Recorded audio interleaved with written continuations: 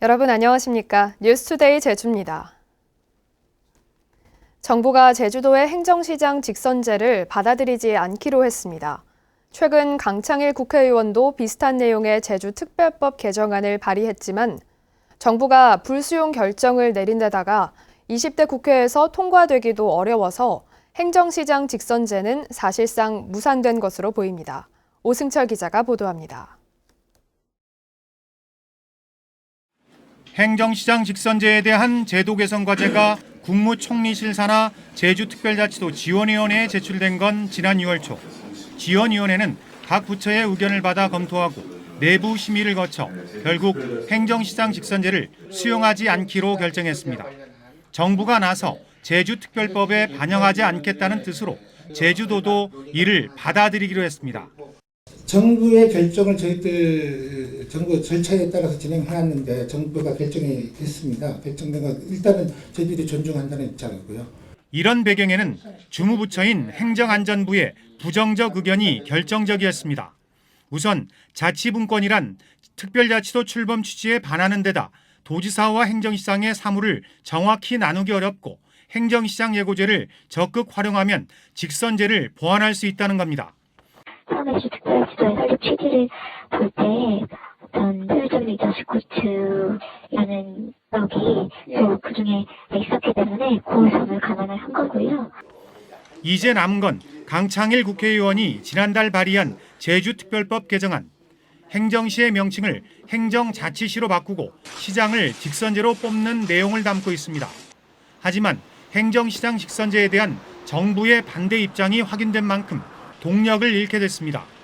여기다 20대 국회가 얼마 남지 않은 데다 조국 장관 사태 등 정국이 꼬여 있어 상임위와 법사위, 본회의까지 통과하는 건 현실적으로 힘들다는 관측이 우세합니다. MBC 뉴스 오승철입니다.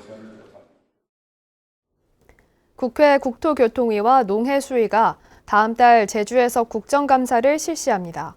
국회 국토교통위원회는 다음 달 8일 제주도청에서 국정감사를 실시하는데 제주도의회의 도민공론화 추진과 국토부의 기본계획 고시가 임박한 제주 제2공항이 최대 이슈가 될 전망입니다. 농해수위 국정감사는 10월 15일에 실시되는데 국비 지원이 무산된 농산물 해상 운송비와 태풍 피해 대책이 거론될 것으로 예상됩니다. 한편 국회 국방위원회는 10월 18일 제주 해군기지를 현장 방문합니다.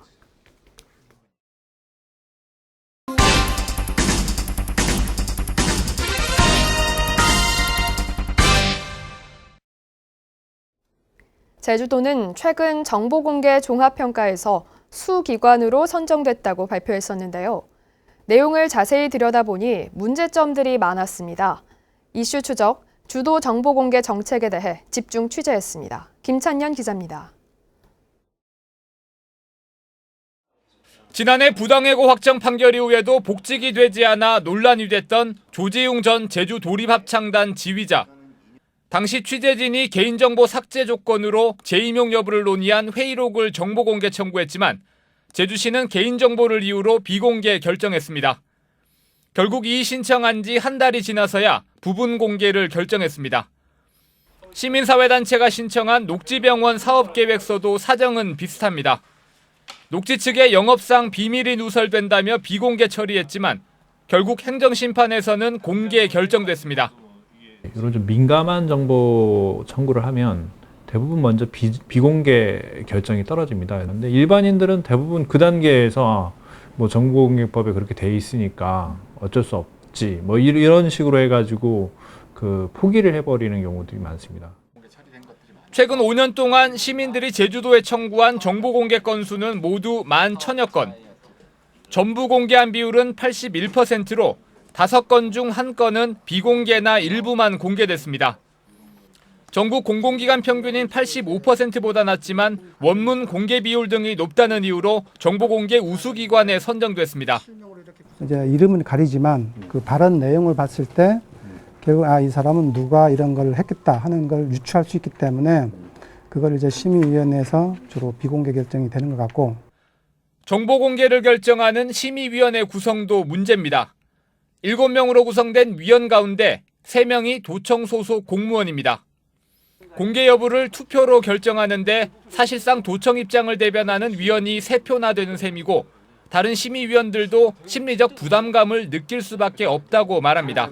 45% 이상 비율을 차지하는 입장에서 보면 이제 절대적인 영향력을 행사할 수 있는 부분이 있는 부분이죠. 근데 그렇다 보면 정말 공개해야 되는 거 말해야 되는 거 애매한 기준에서는 약간의 이제 객관성을 이제 이렇게 제어할 수 있는 여지는 있다. 뭐 그런 생각이 듭니다. 이 같은 문제 때문에 서울시는 지난 2012년부터 내부위원을 2명으로 줄이고 외부위원 수를 늘렸습니다.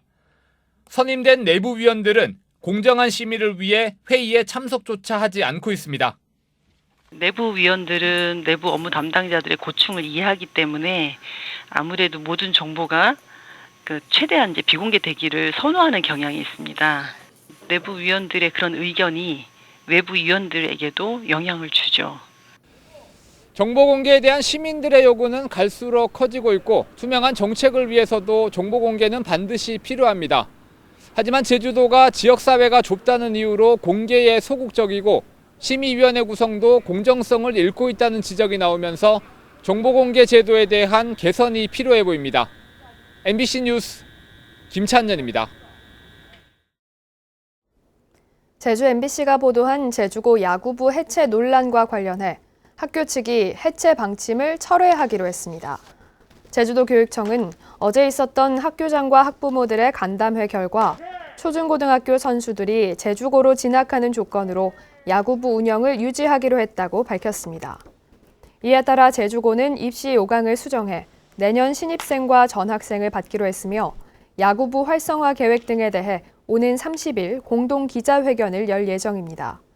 제주고는 이달 초 야구부 학생 수가 부족하다는 이유로 해체 방침을 밝혀 학부모들의 반발을 샀습니다. 불법 체류자들이 공사장은 물론 유흥주점에까지 대거 고용되고 있습니다.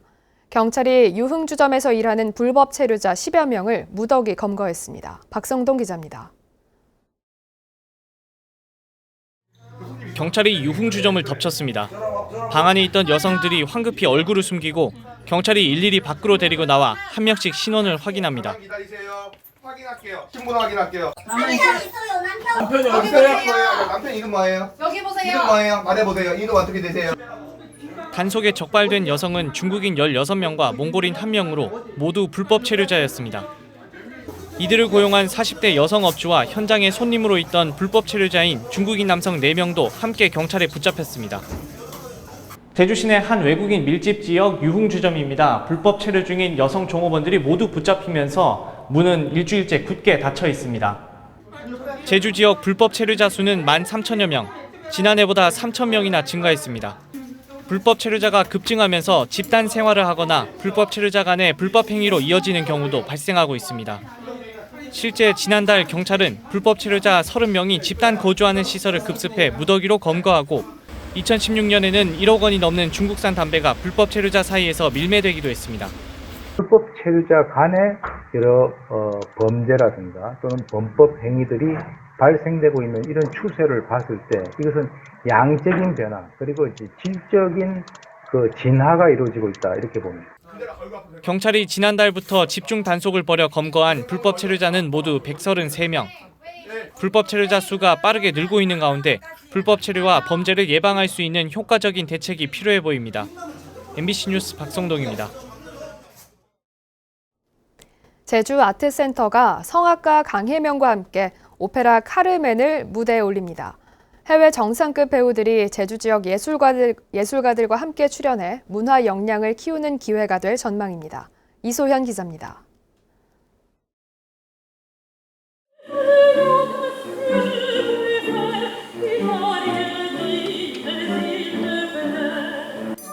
순수한 청년 도노세는 정열적이고 자유분방한 집시 여인 카르멘의 유혹에 빠집니다. 19세기 스페인을 배경으로 비극적인 사랑을 그린 오페라 카르멘입니다. 제주 아트센터가 기획해 제작한 오페라로 지난해 라트라비아타에 이은 2번째 기획입니다. 제주 출신의 세계적인 소프라노 강혜명이 연출한 작품으로 한국과 프랑스, 중국 등 3개 나라의 성악가들이 함께 출연하는 대형 오페라입니다. 프랑스 현지 성악가들과 그리고 또 제주도에 있는 제주 지역 내에서 활동하는 성악가들의 협업을 통해서 본토에서 볼 수 있는 그런 어떤 프랑스 오페라의 전형적인 아름다움을 제주도에서 실현하고자 같이 협업하는 기회를 만드는 데 또 의의가 있다고 생각합니다. 공연 참가자만 150명. 이 가운데 절반 이상이 제주의 예술가들로 제주 지역의 어린이 합창단부터 음악을 전공하는 대학생까지 참여해 문화 역량을 키우는 기회가 될 것으로 기대됩니다. 영상으로만 보던 선생님들을 한 무대에서 같이 준비할 수 있게 되어서 너무 영광이고요. 그리고 직접 프랑스 본토 발음을 저에게 알려주시려고 노력하시고 그리고 음악적으로도 많이 도움을 주셔서 제가 성장하는 계기가 될 것 같습니다. 오페라를 할 수 있는 인적 자원도 부족한 데다 오케스트라의 무대 미술, 의상, 음량까지 제작 규모가 크다 보니 지역에서 오페라를 기획하긴 쉽지 않은 일.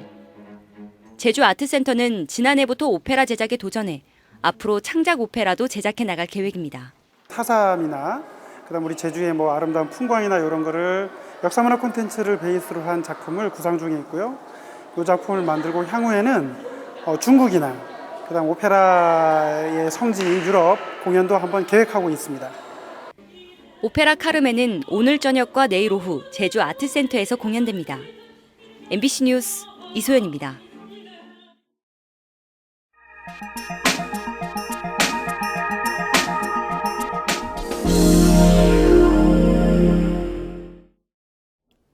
우리나라 노동운동의 상징, 전태일 열사의 고향은 대구입니다. 사단법인 전태일의 친구들이 나서서 청소년기에 살았던 집을 복원해 전태일 기념관으로 만드는 일이 시작됐다고 합니다. 대구 권윤수 기자가 보도합니다.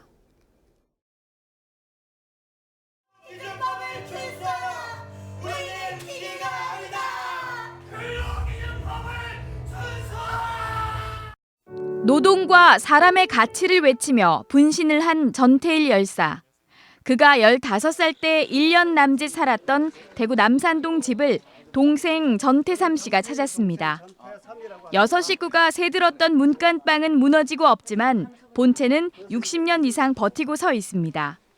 너무 가난해 가족이 흩어졌던 때가 많았기에 온 가족이 함께 살았던 이 집을 전태일은 늘 그리워했습니다. 전태일 열사가 살았던 집을 옛 모습 그대로 복원해 전태일 기념관으로 만듭니다. 사업을 추진한 사단법인 전태일의 친구들은 기념관을 만들기 위해 시민 모금을 했고 1억여 원이 모여 주인과 매매 계약을 했습니다. 오늘 드디어 정식으로 계약을 맺게 되었습니다. 그동안 도와주신 분들에게 모두 감사드리고 또 앞으로 또 진행이 잘 될 수 있게 우리 시민들 많은 관심과 협조 바라겠습니다. 고향 대구가 그를 잊지 않고 기억해 주어서 동생 전태삼 씨도 감회가 남다릅니다. 청소년들이 같이 기억하면서 꿈이 같이 이렇게 좀 연결어가는 그러한 자리가 됐으면 좋겠다는 생각이 듭니다. 전태일 열사 50주기인 내년 말쯤 문을 열 예정입니다. 잔금을 치르고 공사를 하기 위해선 4억 원 정도가 더 필요해 모금 운동이 더 활발히 전개됩니다. MBC 뉴스 권윤수입니다.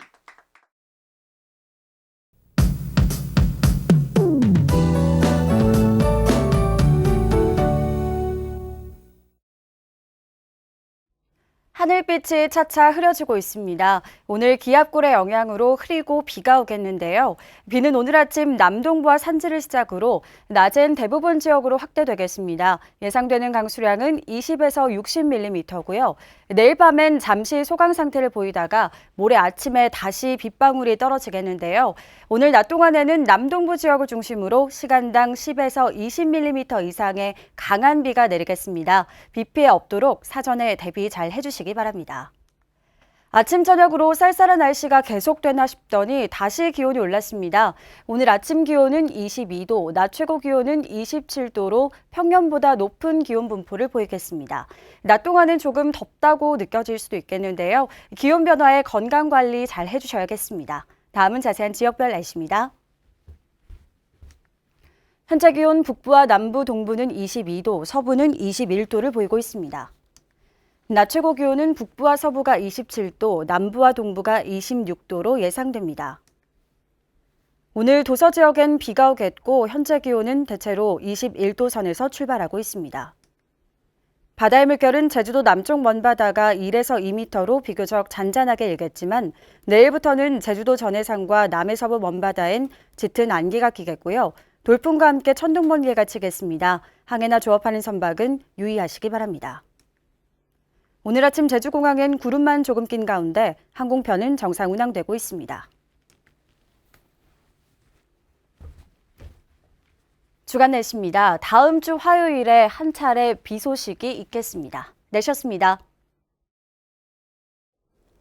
제주지방법원 최성문 판사는 시어머니를 폭행한 혐의로 기소된 47살 고모 씨에게 징역 4개월에 집행유예 1년을 선고했습니다.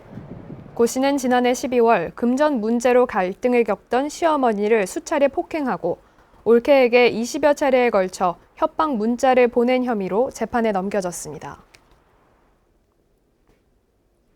제주도는 아프리카 돼지열병 총력 대응을 위한 재난안전대책본부를 본격 가동합니다. 제주도는 가축질병 위기경보단계가 주의에서 심각단계로 올라감에 따라 원희룡 지사를 본부장으로 하는 재난안전대책본부를 구성했습니다. 이들은 방역대책총괄반과 의료지원반 등으로 나뉘어 24시간 비상연락 체계를 유지하며 방역 현장 운영 상황 점검과 개선 사항 조치, 방역 물자와 인력 지원, 현장 환경 정비 등을 지원하게 됩니다. 농경지 침수 피해를 막기 위한 기반 시설이 확충됩니다. 제주도는 어제 긴급 현안 점검 회의를 열어 내년에 사업비 128억 원을 들여 상습 침수 지역에 대한 배수 개선 사업을 실시합니다. 또 농업용수 통합 광역화 사업으로 설치되는 대용량 저수조 54개소를 집중호우나 태풍 때 빗물을 저장하는 용도로 활용하는 방안도 검토하기로 했습니다. 이달 들어 가을 장마와 두 차례의 태풍으로 농경지 9,206헥타르가 피해를 입은 것으로 잠정 집계됐습니다.